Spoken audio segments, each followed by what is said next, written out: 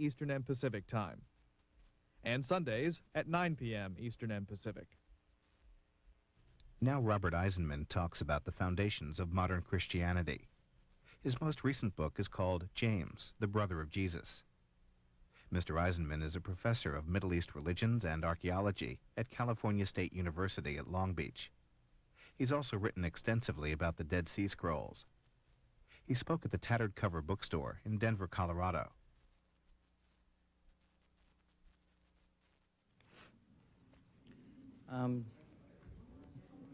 Today we're pleased to have with us Robert Eisenman. Professor Eisenman is a professor of Middle East religions and archaeology and director of the Institute for the Study of Judeo-Christian Origins at the California State University. He's also visiting senior member of Linacre College in Oxford University. His previous writings include the facsimile edition of the Dead Sea Scrolls, the Dead Sea Scrolls Uncovered, the Dead Sea Scrolls and the First Christians. His most recent book, and the one he'll be mainly addressing today, is James, the Brother of Jesus, the Key to Unlocking the Secrets of Early Christianity and the Dead Sea Scrolls. In this book, we find that James, not Peter, was the true successor to the movement we now call Christianity. Please join me in welcoming Robert Eisenman.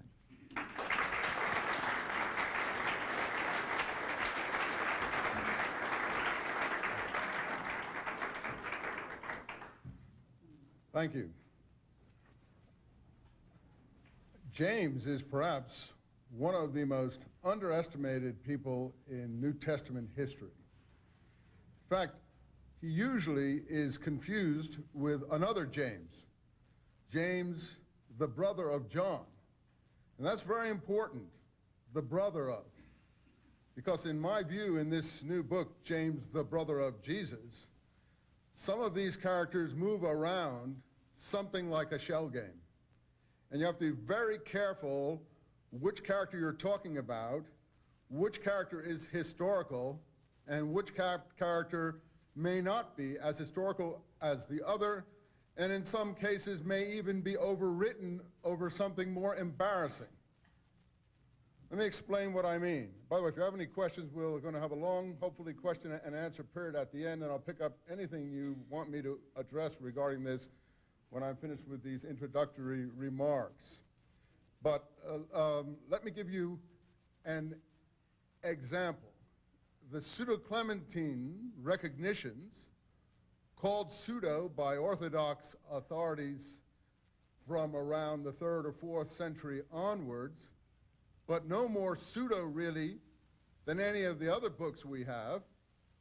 Pseudo simply means it was written in the name of Clement. Well, we have books written in the name of Mark, written in the name of Matthew, and so on and so forth, and we're not sure of those authorships either or what they're saying. So the Pseudo-Clementines are only pseudo insofar as the ideas in them are somewhat antithetical to the established credo of the time. But in any case, in those Pseudo-Clementines, a romance, something like Acts, Pseudo-Clementines are like an anti-Acts, an Acts from the perspective of what we call Jewish Christianity. I think it's a poor term, but it means a philo-Jewish form of Christianity instead of a somewhat, well, many people would argue about this. I'm sure some of you will argue with me about this too. Somewhat anti-Semitic view, anti-Semitic type of Christianity. I say that because, you know, Paul in Thessalonians, whether you like it or not, said in some sense that the Jews are the enemies of the whole human race. And they killed all of the prophets. And they killed the latest ones too. That, by the way, credo was picked up in the Quran too, and is repeated there by Muhammad to deleterious effects that we all witness worldwide. But you see, that would be an example of what I would consider anti-Semitism. I don't think that the Jews are the enemies of the whole human race, and frankly, I don't think they killed all of the prophets either. And you can go back on that one. They didn't kill Moses. They didn't kill Aaron. They complained against them. They didn't kill Nathan. They didn't kill Isaiah. They didn't kill Jeremiah. They might have had trouble with him. They didn't kill Ezekiel, they didn't kill Amos, they didn't kill Micah, et cetera, et cetera, et cetera, et cetera, et cetera. They didn't kill any prophets except perhaps Zechariah, which is an unclear case. There were no prophets killed at all. They didn't like some of them, but they didn't kill any. That is part of the polemics of our time. The idea that they killed prophets has to do with the John the Baptist and Jesus matter. It has nothing to do with the previous time. So you see, those are not accurate statements, and they do tend to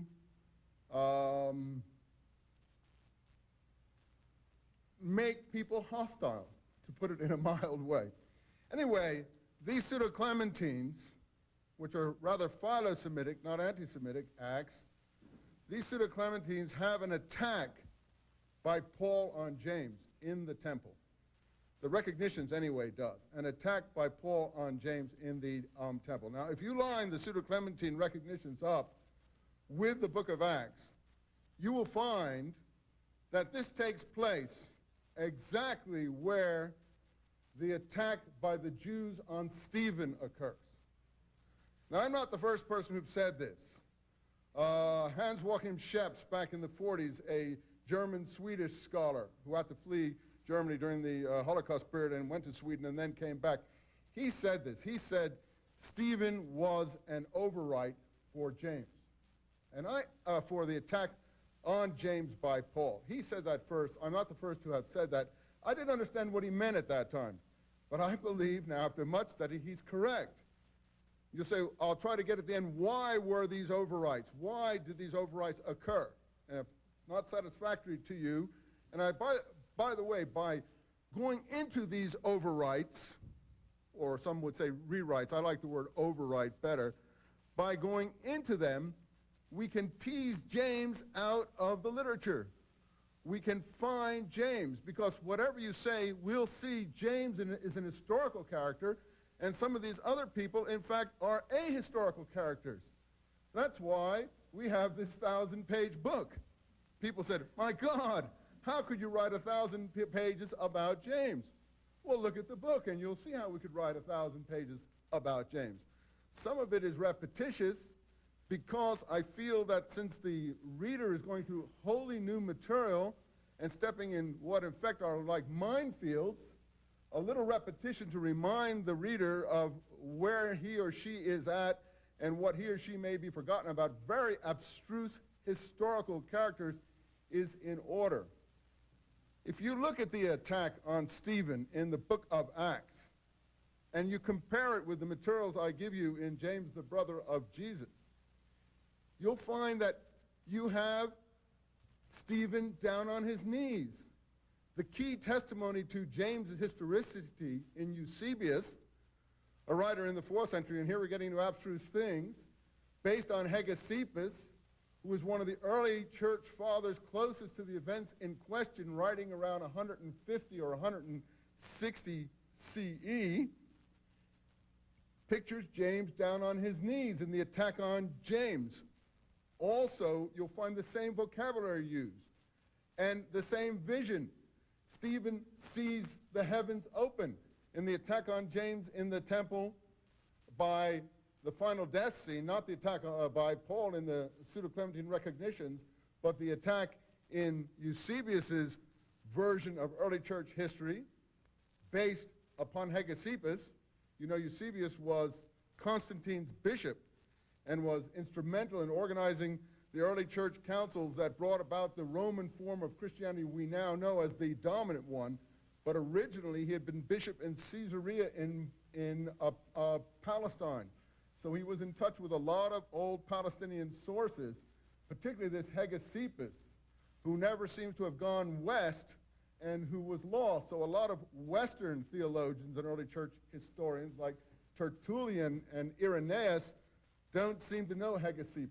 So there's a whole Eastern axis composed of Hegesippus in the 2nd century, Origen in the 3rd century, who, by the way, was considered a heretic by some, and Eusebius, and then Jerome, who comes east, gets in touch with Palestinian sources. So all of these materials I set out for you. Finally, the actual prayer Stephen utters, not only the vision, the fact of his being on his knees, The actual prayer is word for word the speech James utters in the attack on the temple. So these are things you wouldn't ordinarily know if you didn't compare the sources. So you say, oh yeah, sure, the attack on James is overriding Stephen. Ah, perhaps, but maybe it's the other way around, and that's for you, the reader, and the audience to decide. All I can do is give you my opinion. I put the sources out there, which is why we have 1,000 pages. My publishers wanted this book cut down to 350. Actually, we cut out 500 pages dealing with the Dead Sea Scrolls, which I felt, since it was so controversial, and since the dating of the Dead Sea Scrolls is so full of pitfalls and differences of opinion, such that now very few have any agreement as to what these scrolls mean at all, that we should save the parallels of James with the teacher of righteousness of the Dead Sea Scrolls for a second volume. Actually, a lot of that is covered in this new book by Element called The Dead Sea Scrolls and the First Christians, which recapitulates some of my earlier writings previously published by Brill. James the Just and the Habakkuk Pesher and Maccabees Zadokites, Christians and Qumran, which Bajan and Lee mentioned in great detail. So they weren't readily available, and Element brought this book out in November under the title The Dead Sea Scrolls and the First Christians. It contains those two books, 5 or 6 other very important essays, previously unpublished essays of mine, and 3 translations of key documents: the Community Rule, the Habakkuk Pesher, and the Damascus document. And the reason I thought it was necessary to translate those 3 documents again was because the presently available translations often miss the key usages because they're not tuned in to these key questions in early Christianity. The key usages, often they're not consistent. They don't call righteousness, righteousness, works, works, last judgment in a consistent way, nor do they often have the militant apocalyptic spirit of these documents. You know, the Community Rule is actually banishing people and cursing them. And you really have to get the militant apocalypticism of these documents, and therefore I felt those are the key ones, and I've published them again in this Dead Sea Scrolls and the First Christians. Let's go back to James. So one of the first episodes then to worry about is the attack on Stephen. And frankly, Stephen is where anti-Semitism moves into the New Testament, because Stephen really does give voice to some extremely hostile, if not inflammatory, statements about Jews and the people that are persecuting him. I want to say one of the things that I think happens in the documents that we have, and I'll explain to you why I think that happens, and then you can ask me questions and I'll go further. One of the things which I think happens is that as James and Jamesian Christianity is written out of the documents, Pauline Christianity is written in, and anti-Semitism is also written in. Let me give you an example of where that occurs in my personal view. The characterization of Peter. The introducer already mentioned that I think James is the legitimate, true successor of Jesus. Peter, too, is an important successor, but as you know, if you've read the scripture carefully, Peter is subservient in almost all instances to James, even in the picture of the book of Acts, which is very highly polemicized. Even there, in the final so-called Jerusalem Council scene in chapter 15, how many are familiar with that scene? The rulings. Who gives the final rulings, James or Peter? James. And Peter is there, and Peter must defer to James's rulings. Those rulings are so important, because another key thing I didn't know before I started writing this book that came to me as I was writing this book. I know a lot of you are just beginning in this field. It sounds like Greek to you. This field is so complicated, and you have to comb at it with a fine-tooth comb, which is why so much pseudo-history. People will say, I'm writing pseudo-history. We'll see. And who will be the battleground? You folks are the battleground. You are the judge. Who's writing the pseudo-history? And who is overriding who? My book was reviewed in the New York Times by someone who was formerly associate editor of the Catholic Biblical Quarterly and Jesuit trained. Well, that's fair enough, but honestly, I don't think this is the kind of book that you should give to someone who is constrained to certain beliefs. You have to come at this subject with a totally free mind. So, of course, he said that I'm writing the pseudo-history, and I didn't have my facts straight, and slammed me tremendously. But in fact, if you look at that review carefully in the New York Times book review section from April, it's he who doesn't have his facts straight. And, you know, it is really very interesting. He, for instance, mentions one of the characters that I have in this James, the brother of Jesus, in my dedication page. He spent most of his time arguing over my dedication page. Monobasis and Kennedaeus, the two grandsons of the Ethiopian queen, which I put in inverted commas to show so-called Ethiopian queen. Well, all of you who have read the book of Acts know where the Ethiopian queen appears. She has a treasurer who Philip meets on the road to Gaza, and then this eunuch, he's a eunuch. I'm going to show you, by the way, that is a malevolent characterization of the party of the circumcision. Remember, James's group is the party of the circumcision? Well, at that time, these writers knew much more than we knew. And we'll see, I'll show you that, in fact, it's the circumcision thing which is the key. But I don't show people that till chapter 25. And that is actually written in here. Chapter 25, which is Queen Helen and the Ethiopian queen's eunuch. So there's a whole chapter. He said, Eisenman, that is the reviewer said, Eisenman doesn't even know that Monobasis, see, this is how abstruse this gets. And it'll go way over your heads, but that's good. You'll go and you'll find, because if you're interested in biblical subjects, you'll go and find this material because you want to know as much as you can know about this subject. Don't worry, I'm off on a swirl, but I'm going to come back. Don't worry, I know I'm out on a limb, but I'm going to come back. He said, Eisenman doesn't even know that Monobasis and Kennedaeus, where are they from? Who knows where Monobasis and Kennedaeus are from? What source is that? Huh? Josephus. These two people are killed. They are the grandsons of Queen Helen of Adiabene, who converts to Judaism, and their relatives want to circumcise themselves.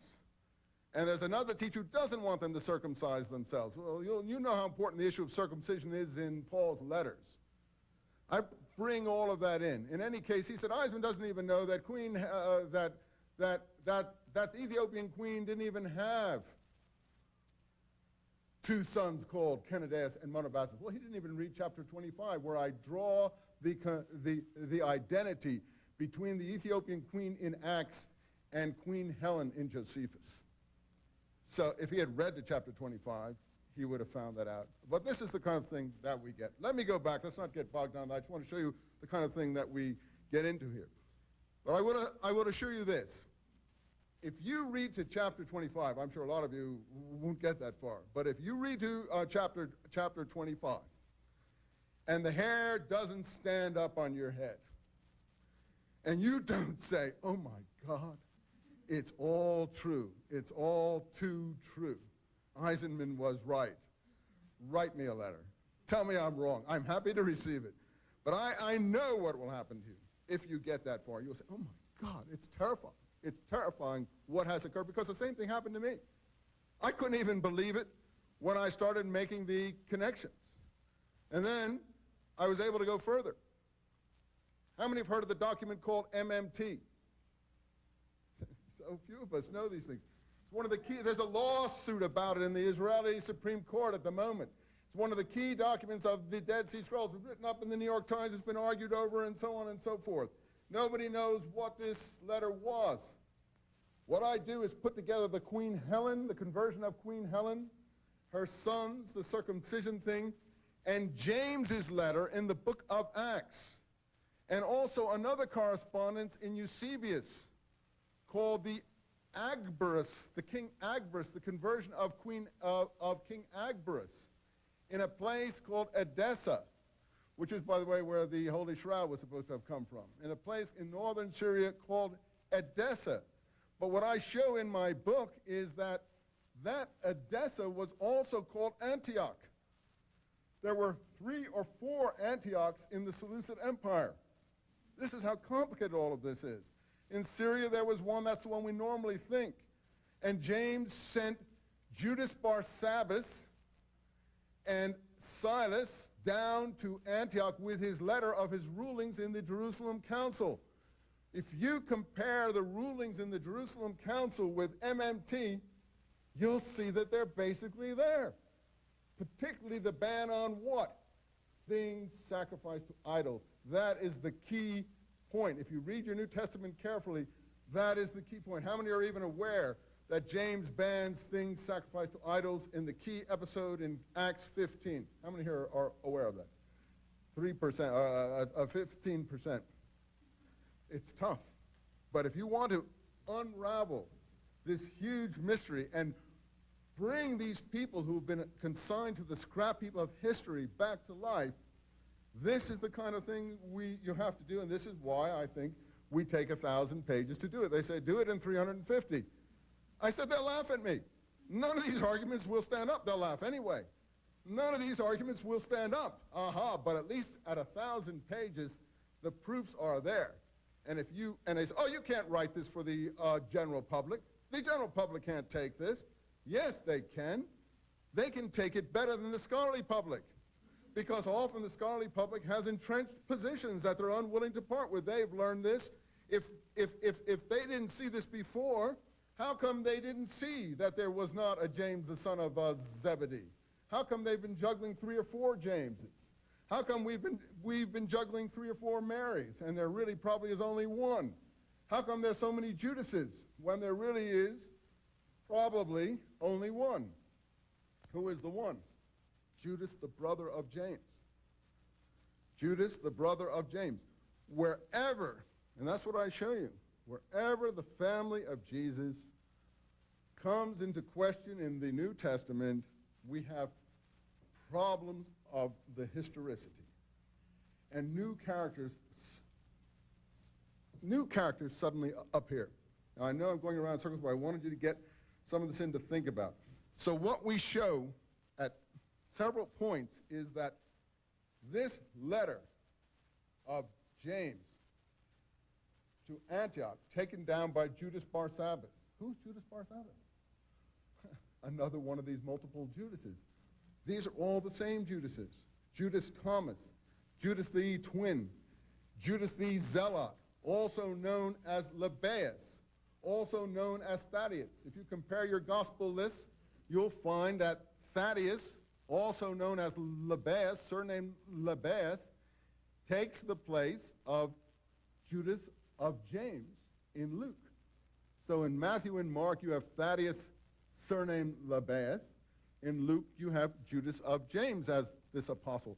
So you'll find I give you all the sources on that, which is why we have the 4th and 5th parts of this book, the brothers of Jesus as apostles, and finally, Jamesian communities in the East. Those are the 2 sections my publishers really wanted me to get rid of, and I said, no, that's where the key arguments are laid out.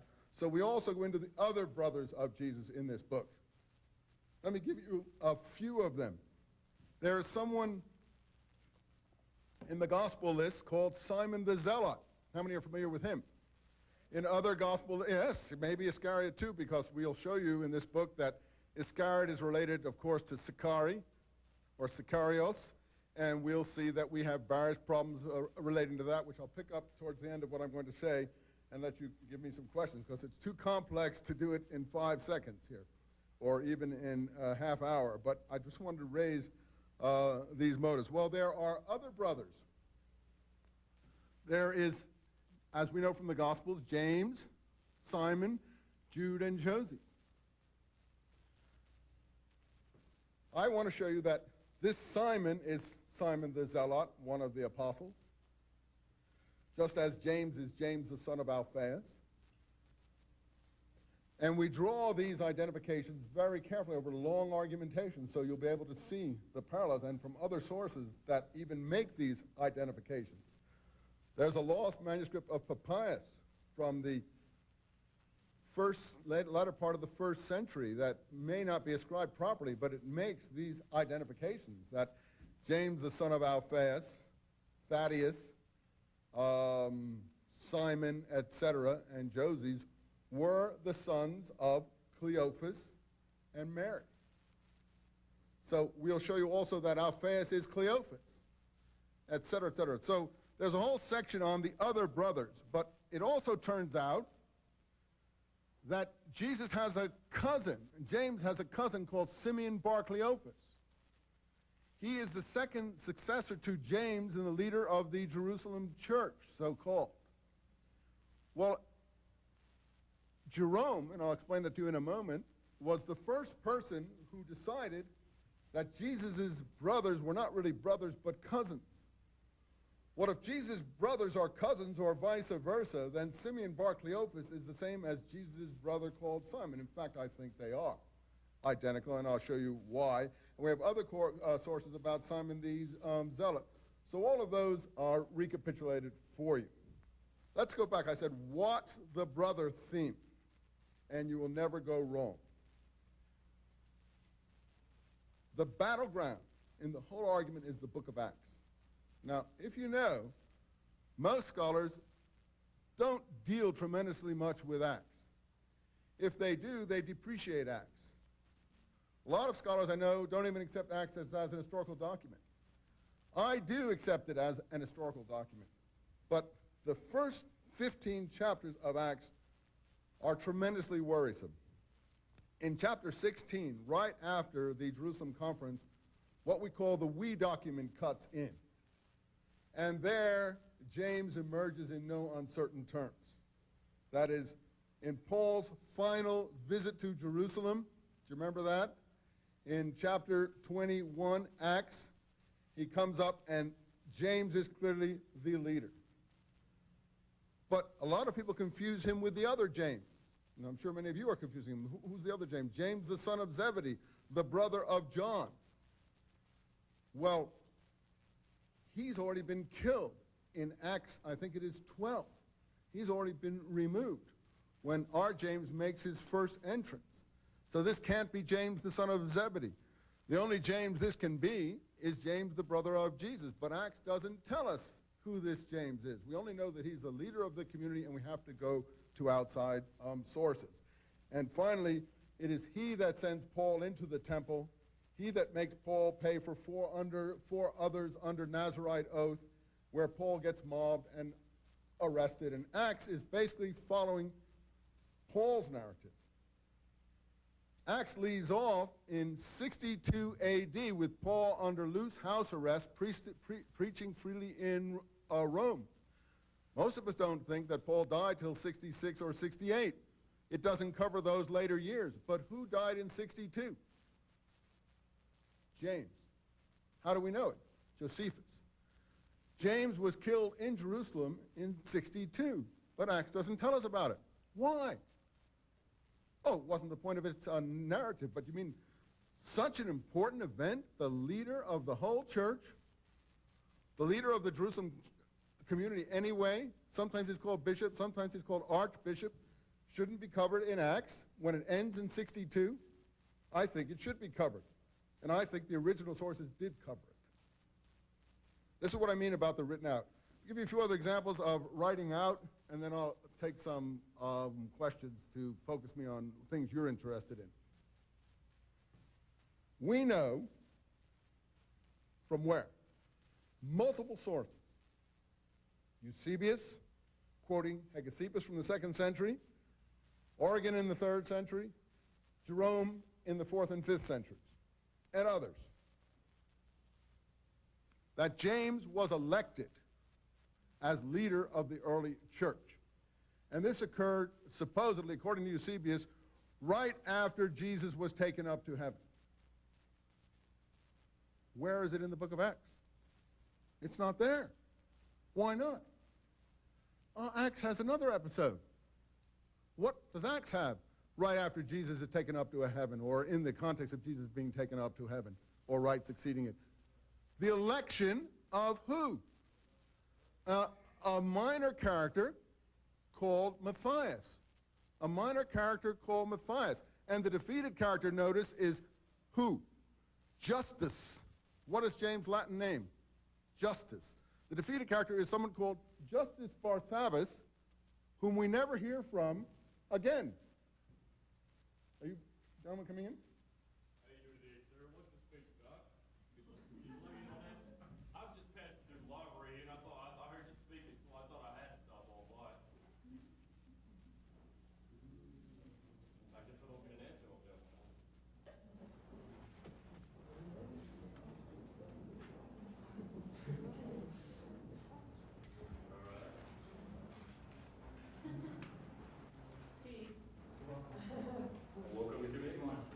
Okay. What's that speech conversation about? It's about James, the brother of Jesus. All right, well, what James had to do with this book? All right, I'll step on up. I don't want to speak or anything.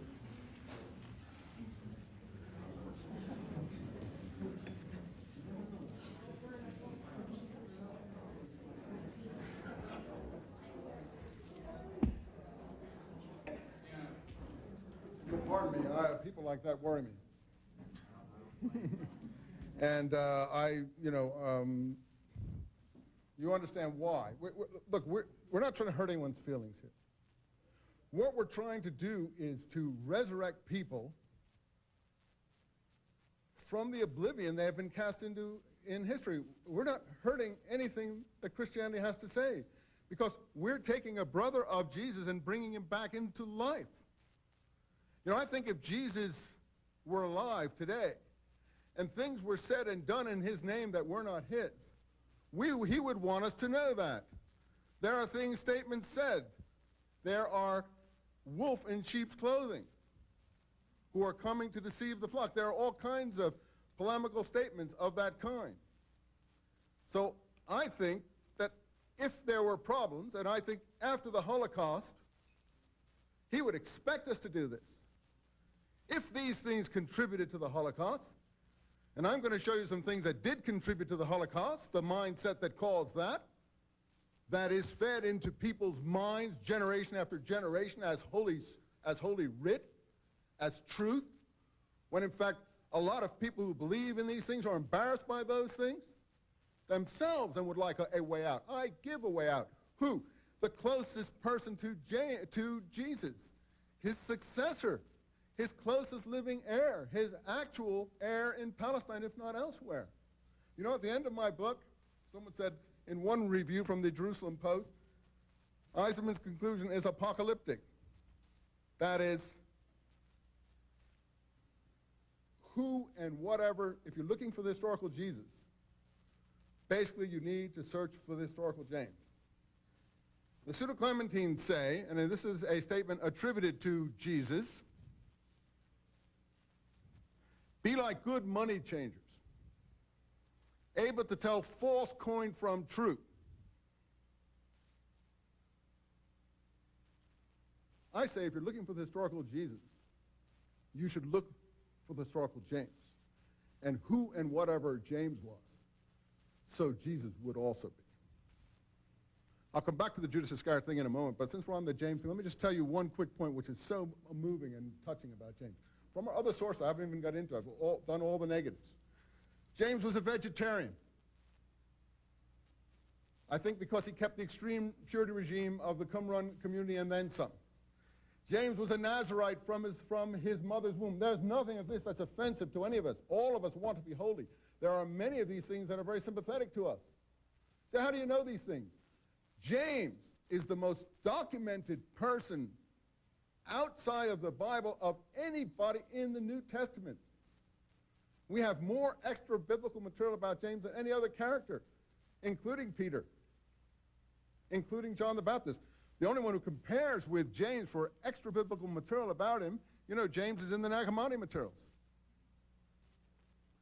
The only one that compares is John the Baptist. We have a long testimony to John the Baptist where? In the Antiquities, in Josephus. But other than that, we don't have a lot of testimony to these people. Peter, we have very little about. Now, I will tell you something about Peter in a moment. All of these people, John the Baptist included. John is a vegetarian, you know, according to the Gospel of Luke. John was holy from his mother's womb, just like James was. That is a lifelong Nazirite. These people, according to the Pseudo-Clementines, whether right or wrong, you'll have to go to the Pseudo-Clementines and weigh them and see if they have anything in them. They're novels, true, but so the material we have is novelized. You have to compare one with the other, be like good money changers.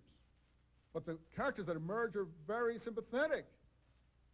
Look, Peter, according to the Pseudo-Clementines, like James, is a vegetarian.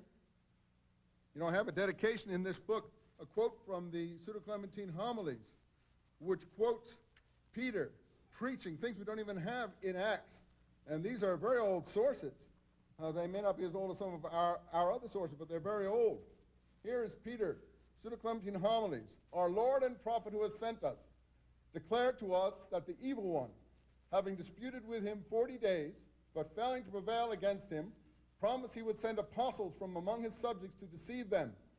Therefore, above all, remember to shun. This is where I bring up, remember I mentioned to the community rule? And Josephus' Essenes too, they shun backsliders. They curse backsliders. But anyway, let's go on here. Therefore, remember to shun any apostle, teacher, or prophet who does not accurately compare his teaching with that of James, the brother of my Lord, and this even if he comes to you with recommendations. Pseudo-Clementine's homilies, 1135, Peter preaching at Tripoli. How many have heard that? Nobody. Nobody. Well, a few of us have, but the reason is these are the excluded materials. But some of these materials have pearls of wisdom, and if we don't know about the historicity, you'll have to be the judge of that. It's like the O.J. Simpson jury. You are the final ones who will make the decision after weighing the evidence. So we give you the evidence. You decide, but look at the Peter that emerges in the Pseudo-Clementines. He's a daily bather.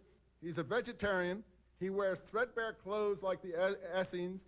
He rises before dawn and prays every day. Now, we don't get any material like that in the book of Acts at all. You can collate the speeches in the book of Acts attributed to Peter, and basically they recapitulate Pauline doctrine, particularly that the Jews killed all the prophets, and the Jews are stiff-necked and always disobeying the Lord, etc., etc., etc. There are 5 speeches, I have counted them, where Peter says that, just like Stephen says. Some say exactly the same thing. So my conclusion is, as James was written out, as I told you, anti-Semitism was written in. So I don't think that we're doing a disservice to this material. I believe we're rescuing it from extreme things that you would not want on your conscience. And you would want to historically revive what you would want on your conscience. And we are bringing these people, Jesus included, back to life as extreme holy people. Also, to my way of thinking, part of the uprising against Rome. Let me go back to 2 other episodes, and then I'll finish up at least this presentation. We're talking about the election. So what do we have? A Judas Iscariot. Someone actually voiced it here. Judas Iscariot. Judas Iscariot. That's the closest word we have to it. Judas the Sicarii were the extreme form of zealotry. But you know, even I didn't know these things when I started writing, which is why it got so long. It turns out that in the 2nd century, the Romans saw all circumcisers as Sicarion. And they used this because, you know, Josephus tells us that the Sicarii were the knife people who had daggers. And they assassinated people with these daggers. But there is a Roman law, the Lex Cornelius de Sicarius, which sees circumcision, at least in the 2nd century, as bodily mutilation. In fact, Origen supposedly mutilated himself, cut off his sexual parts. It's one of the reasons he was excommunicated. And it's in Jerome. And Jerome laughs at Origen in that particular instance. And this is said that Origen is a Sicarius because he took off his sexual parts with a knife. Sica is a Roman knife. So it's the circumcision knife as well as the terrorist knife. And that's a very interesting that I didn't even know. So when we go back to Judas Iscariot, or when we go back to the eunuch of the Ethiopian queen, we're dealing with people writing who know a lot more than we know. So Judas Iscariot is another one of these multiple Judases. Well, I don't want to get into too much of that, but you know, Judas has become basically the pejorative in Western civilization for traitor. And all the family of Jesus are considered to some extent by the Western view somewhat traitors, backsliders, to the Paul view. Now, you know that Paul in Galatians does treat his controversies with James, the brother of Jesus, and they're very severe, and he treats them in quite some detail. So I think that's a primary source. There's no overriding there. When you get down to these materials, where you get a primary source that you can rely on, that comes first. So the controversies of Paul and James are very extreme. You say, why could this have happened? Because the people in the West who followed the Pauline approach basically were antithetical to the people in the East who followed the Jamesian approach. And the documents we have come out of, to a certain extent, Greek quarters. They're written in Greek. They're written mostly from the point of view of those in the West, particularly after the fall of the temple. So it was very good. It was very easy to pejoricize people. But what you're basically doing is pejoricizing this Jewishy form of Christianity. I'm not advocating, I'm just stating a fact, this Nazarite form of Christianity, this holy from the mother's womb. So in the Judas Iscariot episode, I think we have a characterization. I don't think there really ever was a Judas Iscariot. The election to succeed Judas as such, as a betrayer of Jesus, to me that's part of the polemics of the period. So we get the election of Matthias to succeed who? The 12th apostle, to flesh out the 12th apostle scheme. But Paul doesn't even really know anything about the 12 apostle scheme. There are apostles plural. James is one. Paul makes it clear in Galatians that James is an apostle. Of the other apostles, I saw only Cephas and James. He makes it clear that James is an apostle, and I'm sure that James was an apostle, if we can characterize exactly what apostles were, which I tried to do in this book. But instead of electing an inconsequential 12th apostle to flesh out a idealized scheme, I think what we really had there in the earliest history was the election of James to succeed his brother Jesus. And you can do that all the way across. We get, as I told you, the attack on Stephen, taking the place of Paul's attack on James. Go to the Pseudo-Clementines. What happened? Paul threw James down the steps of the temple, left him for dead, but didn't kill him. Then James's group fled to the Jericho area. Very precise detail. How did that get in the Pseudo-Clementines? I don't know. But these are things we have to worry about. And I don't have time today to worry about all of those things. Let's go into Peter, and we'll finish up. Peter is portrayed in Acts as greeting the Roman centurion Cornelius. And they're learning that he can accept Gentiles. This is a totally different view than the Pseudo-Clementines of Peter. And if you know, this episode reflects to some degree Paul's arguments in Corinthians and Galatians. Particularly in 1 Corinthians, Paul is laboring James's instructions to oversee community and talking about food, things sacrificed to idols, and saying, for him, everything is permitted. But when these weak people, these people with weak consciences, these vegetarians, and by that he clearly means James and his group, come, well, for their conscience's sake, refrain from eating. But Paul says, ultimately, all things in the butcher shops, marketplaces are clean. In the same breath, he enunciates his understanding of communion with the body and blood of Christ Jesus. Well, again, that's so complicated. We'd go into this book in great detail on that subject. But the point is, Peter, in the episode with the Roman centurion, gets Paulinized. Instead of the Pseudo-Clementine Peter in tatters, Peter observing extreme dietary laws, Peter preaching James's abstain from food sacrificed to idols, the key point. By the way, you know, in Josephus' description of the Essenes, they abstain from food sacrificed to idols, and they're willing to go to their deaths on this point. So all these people are joined in our sources. So it gets really interesting, the conjunction of all our sources. Well, Peter says in that episode, a tablecloth comes down from heaven. Peter is standing on a rooftop in Jaffa. A tablecloth comes down from heaven, and Peter says, the voice says, "Eat, Peter, eat." And Peter said, "No, Lord, I have never eaten any forbidden thing." I think that is the true Peter. And 3 times the voice cries out to them, and then, "What God has made clean, let no man set aside." And Peter learns that he should call no thing and no human profane. These are very noble thoughts, but I don't think they're the historical Jesus, or rather the historical Peter. They are the historical Paul. So these are where we have to look very, very carefully, and I give you a lot of other episodes.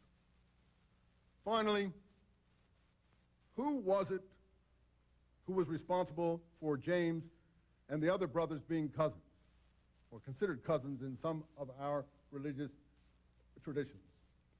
Jerome, I said. Where did he get that?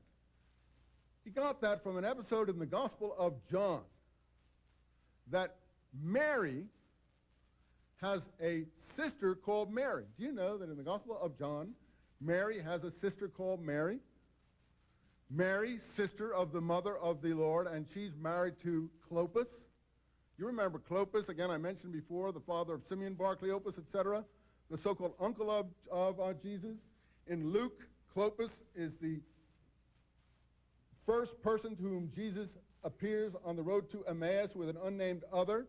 All that is too complicated for us to deal with today, but it shows how complex our sources are and how much information really is here. Well, Mary has a sister called Mary.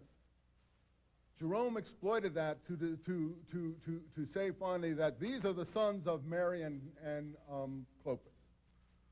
What I finally conclude in my book is that as the doctrine of the supernatural Christ gathered momentum in the 2nd century, brothers became cousins, fathers became uncles, mothers turned into their own sisters.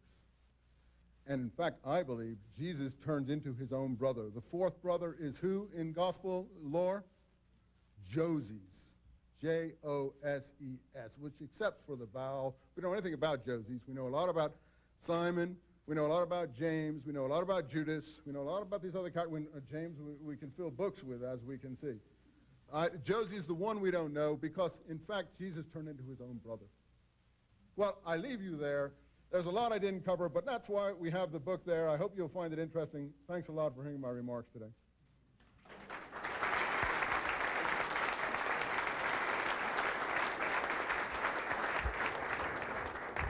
Yeah. Sure, there's a complicated subject, and I'm the first one to admit it. But there's no subject that are barred here. The scripture, Paul was probably the first person to write anything down in some of his cohorts. And the question I have is, are we looking at history being rewritten by people later trying to impose a greater level of sort of, what's the word, making Christ really like the Son of God rather than an ordinary prophet? That's part of it. Or are we also seeing history being changed for political reasons later in the 2nd and 3rd century? Well, is the scripture we see? Both. Okay. All those are part of it. All those are part of it. You see, this gentleman knows that according to the Ebionites, and I didn't bring them up because it's more technical material which many of you have never even heard of, but you know, it's not bad. Because if I say a phrase that you've never heard of, what happens? You want to go and find it out. I don't want to not know something. I want to know that. And frankly, I'd rather know Ebionite than Madonna. So there's a lot of stuff out there that you can get your teeth into that you don't know, and that's always great if there's a lot of stuff out there that you've never heard of that you can get your teeth into. And one last thing before I answer this person's question I want to hone in on, and that is this, that, you know, everyone will have their own view of this. For each person in this room, there'll be a different view. That's great. That's the way it should be. Mine isn't the final word. I would be dishonest if I gave you a different view than the one I have just to satisfy you or flatter you. The only thing that I think you'll find is after all is said and done, when you get to chapter 25 of my book, if you have another explanation for the facts that I give you, and the Ethiopian queen's eunuch is the key fact, then I'd really like to hear it, and you'll be really in a difficult strait to explain some of these things that we set forth. But as far as what this gentleman knows, that among the Ebionites, the poor, which is what Jewish Christianity was called in the early church, the Ebionites, because of their supposed poverty-stricken conceptions of Christology, or the supernatural Christ, Jesus was only seen as a prophet. Sure, to combat those ideas, a lot of our materials were written, and Paul is already at work in his letters. The letter of James is not combating these materials. In fact, the letter of James mentions the poor. And the poor are very important to the letter of James. And in the final part of the letter of James, what do we have? An attack against the rich. An apocalyptic attack saying, you rich, who killed who? The righteous one. Jesus, the Messiah, is called the righteous one, a beloved concept in Judaism, the tzaddik.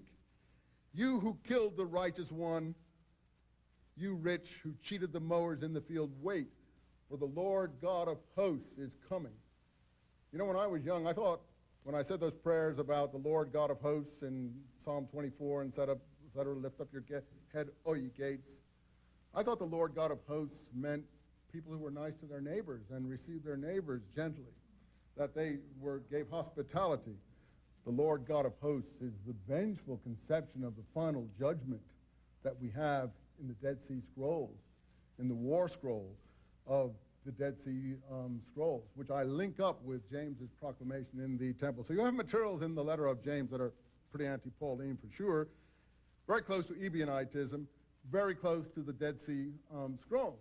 You know, the letter of James was the one letter Luther was very upset about and didn't want to include in the New Testament, felt it was unchristian.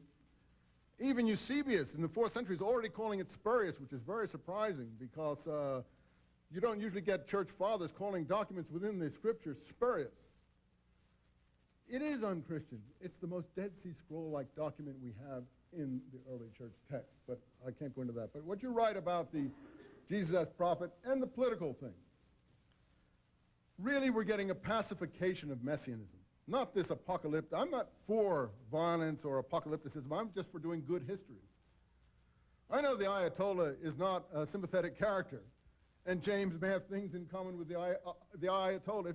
If you knew the historical John, you would find things quite apocalyptic, and we even get it in the picture of him, you know, telling the scribes and the Pharisees that they're fleeing from the vengeance that is coming, and the fire is in the fan, and the chaff ready for the burning, etc. Things we get in these scrolls, particularly in the War Scroll, which I will link up closely to these early conceptualities.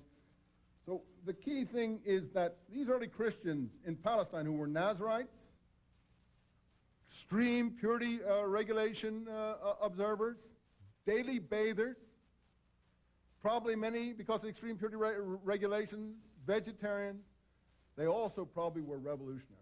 And that is the other thing that we're getting in the scripture to kind of make it seem like we have a more pacified situation in Palestine than we actually have. And Jesus, the Messiah, is our Prince of Peace. The peace being, in my view, the Pax Romanum. If you want to get the perfect anti-zealot statement of the Pax Romanum, go to Paul in Romans 13. There he says only malefactors have anything to fear from the authorities. He also says, if you know that section, that the wearers of the sword will have their own reward. And he recommends paying taxes. The tax issue being the key thing, because the tax collectors are the representatives of God. That is, the authorities have been placed on earth by God. The tax collectors are their representatives. Well, there I part company with Paul. And personally, I think the people in Palestine did too. The tax issue was the burning issue, as we'll find from the beginning of the Zealot movement. So I don't have time now to do that, but I link all these things up for you from Josephus and elsewhere. This is the thing that I think is worrisome, that Jesus probably died a revolutionary death also. So you have a combination of things: extreme Essenism, extreme piety, extreme purity regulations, linked up with revolutionary things. This is a unique combination, and the place to go to look for that is in the Dead Sea Scrolls. So yeah, I think that's the reason we get a different Palestinian history than overseas history. Without the Dead Sea Scrolls, we couldn't have pinpointed it. But now we have native Palestinian documents that do combine extreme asceticism with revolutionary fervor. That's why some people look at the scrolls and say, oh, these are Essene. True, they are. Other people look at them and say, oh, these are Zealot. True, they are. You know, there was an historian in the early church called Hippolytus, who some people don't think he wrote this manuscript, but he's in Rome in the 3rd century. He has a different version of Josephus' testimony to Essenes. And I think it's an earlier version of Josephus that he conserves there. I give you this testimony in my book. Everything I hope is in here that you will need. Something you don't find in there, write me a letter, tell me I left it out. That's why the length is such, but I thought you would prefer that. In any case, he says there are 4 groups of Essenes. 2 of them, one he calls Zealot Essenes, and the other he calls Sicarii Essenes, knife Essenes. And he says these Sicarii knife Essenes will kill, I don't recommend this, anyone they find talking about the law who is not circumcised. Well, this is crazy stuff we don't get in the ordinary Josephus. So there you see we do have the scrolls closer linked in this testimony of Hippolytus in the 3rd century that there are Zealot Essenes and even extreme Essenes. You know, how many have heard of Masada here? Josephus identifies the group that committed suicide on Masada. So these are extreme revolutionary partisans. Who are they? The Sicarii. He calls them the Sicarii. These are not assassins up there. These are extreme revolutionary ascetics. And I think we're getting close to the material when we get closer. So yeah, we have a lot of problems here. Another question, yes. What do you think the status of Jesus' family was? It seems that if James was elected, it almost is after Jesus, it's almost a dynastic political structure. Did it come out of a poverty-stricken carpenter's household, or was there something more to the background? I think there was something much more to it. I think we have a kind of Nazarite movement, and I go into that a lot, but I don't have time now, that has moved into what we call Nazareans, and then go, even though the root is not exactly the same, and then goes over into what we call Nazarenes and Jesus of Nazareth. I think originally we're dealing with Nazarite. I think Matthew knows that. When he says he shall be called a Nazarite means he goes to Galilee. I think Matthew is aware that these people, including John the Baptist, James, and others, were lifelong Nazarites. And I would also include Jesus in that. So yes, I think there is a movement. I can't put my finger on all aspects of it. I think the righteous teacher at Qumran has a lot to do with it. You know, in Hebrew, the righteous teacher is Moreh Hatzedek, the teacher of righteousness. We have a lot of material about how the teacher of righteousness was killed. A lot of it relates to Habakkuk 2:4 in the Habakkuk commentary. You know, Habakkuk 2:4 is the key passage in the letter of James, in Paul, and in Hebrews. All of Christian debate, aside from the suffering servant in Isaiah, revolves about the righteous shall live by his faith. The James position versus the Paul position, faith versus works. Habakkuk 2:4 is in the Habakkuk commentary. I've said that is the key Jamesian point, because the interpretation of Habakkuk 2:4 and the Habakkuk Pesher is Jamesian. In any case, James was called the righteous one. We have the teacher of righteousness at Qumran. James the Just in Latin goes to James Dikaios in Greek, back to James the Tzaddik in Hebrew. And the Moreh Tzedek is the Tzaddik par excellence, the righteous one that is what he is. So I don't say that James and the righteous one are the same, or that James and the righteous teacher are the same from Qumran. I only say that James approximates that righteous teacher better than any other person, historically speaking, that we have. And that the two are very parallel. So if they're not the same, they're at least very close parallels. The only way you would decide if they're the same is to work on the chronology of Qumran, and nobody has succeeded in doing that. So yes, I think what we're doing in here, succeeding on getting everyone to agree with their position on this. But what we have here is what you're saying, some very complex things going on in Palestine, centered around the Essenes. You know, the Dead Sea Scrolls documents, the Habakkuk commentary, Pesher particularly, addresses itself to the who? The Ebionim, the poor. Ebionim in Hebrew is poor in English. This is the name for Jamesian Christianity in Eusebius's work in early church history, Ebionite. So the Dead Sea Scrolls say that they're Ebionite. I'm sure they were Ebionite.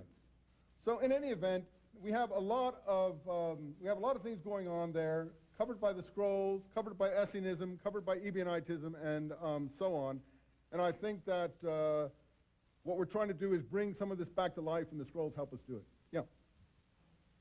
The way I understand it, the early Christians weren't revolutionaries. They tended to stay away from politics, and they were separated from other sects like those Essenes at Qumran and any violent type murderers. I would agree with you. That's the picture we have from the documents we have. The Qumran documents give us another picture. They're much more apocalyptic, much less, they don't believe in turning the other cheek. They don't believe in loving their neighbor. They hate the sons of the pit. I'm not recommending that. I'm just saying what Palestine was. So our Pauline groups are much more congenial to us, and I understand that as a modern person. But we're just doing history now. What really happened?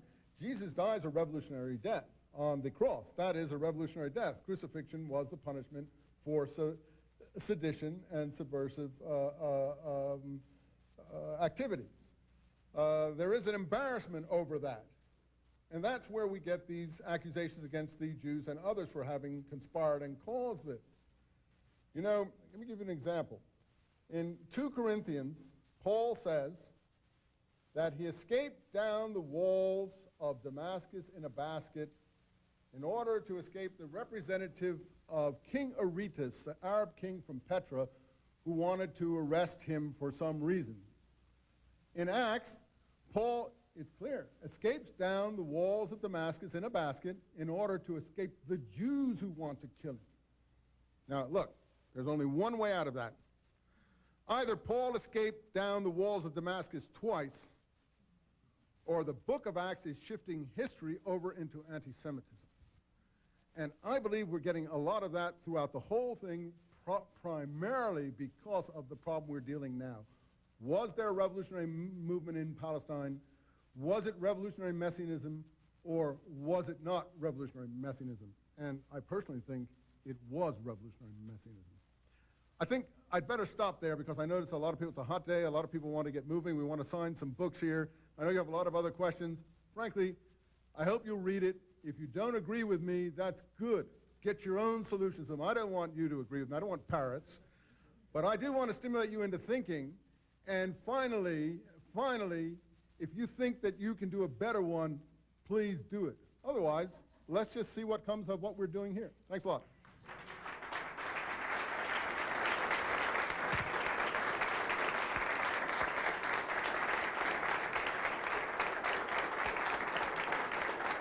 Signing there to Jack Bamberger. Sure. From Robert Eisman, whoever he is. Whoever Jack is or No, Ryan? whoever you are. I have no idea why. I read the whole book. Yeah, and what did you find out? I loved it. Yeah, you liked it, I huh? did, yeah. I was in the seminary and I think I've got stuff in here no one's ever heard of. No. Plus I approaches did. to things No. they've never thought about. Well, approaches, yeah, but I've heard of most of that stuff, and I thought, why didn't I put all that together? Right, but we do try to put together by the end. And you need this kind of a total weight, don't you? And, Yeah. I think I was just fortunate to be able to get it out in a popular form for a mass audience because honestly, I trust the mass audience judgment. One of the reviewers said, oh, Eisman trusts the mass audience and not scholars to weigh this stuff. Yes, because I think the mass audience is sincerely interested and really wants to get their teeth in it and will make up their own mind. A lot of people talking about this. Are they? Yeah. What, this particular book? Yeah. We're here in Denver? Yeah. Well, I'm so out of it in Long Beach, I never hear about it. Well, that's great. I'm glad to hear about that. What is your name again? Jack Bamberger. Oh, that's you. You're not giving this to someone else. I thought you were giving this to someone else. Oh, okay. Well, Jack, that's great. I'm glad that people are talking about it. Now, are you originally from Baltimore? I'm from New Jersey. New Jersey. I'm from the freeway in between Philadelphia and New York. I was taking charge of my account, can't you? What's your name? Matthew. Well, that's a good name, Matthew.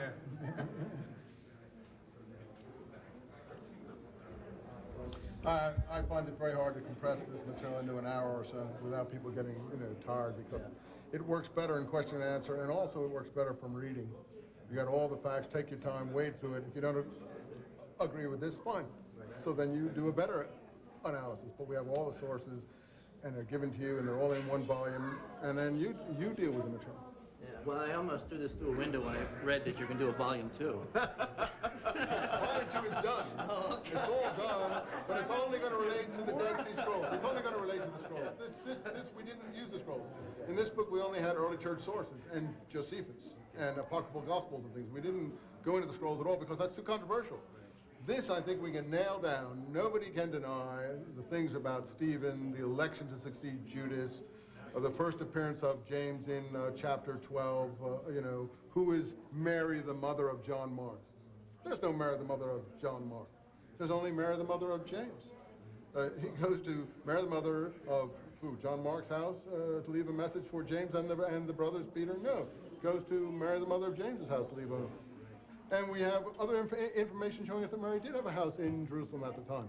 The Pseudo-Clementines tell us, and also the Gospel of John implies it when he says, take this woman into your house and adopt her as your mother, and so on, etc. So we have a lot of material we can link up, and we try to do that. Do you think the wedding feast at Cana is Judas's wedding? Cana is very interesting because of the symbolism of Canaan and stuff like that. So it is extremely interesting.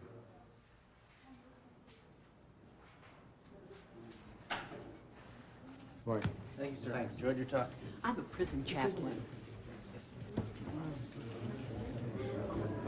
I'm a prison chaplain, and what you said is so important about the whole way that we are looking today scripturally at anti-Semitism. Are you aware of how the whole supremacist movement in the prisons through the Promise Keepers and other groups? No. Oh, it's very, what you are doing is so critical. And I would like you to, what we will call the Vatican III Seminary in Exile. Hold on, I wish you'd write me about that at Cal State Long Beach, because I can't talk about it here, but write Let me me tell you about what's that. happening. We have a monastic. Wait, what am I dedicating? What are you talking This is to the Vatican III.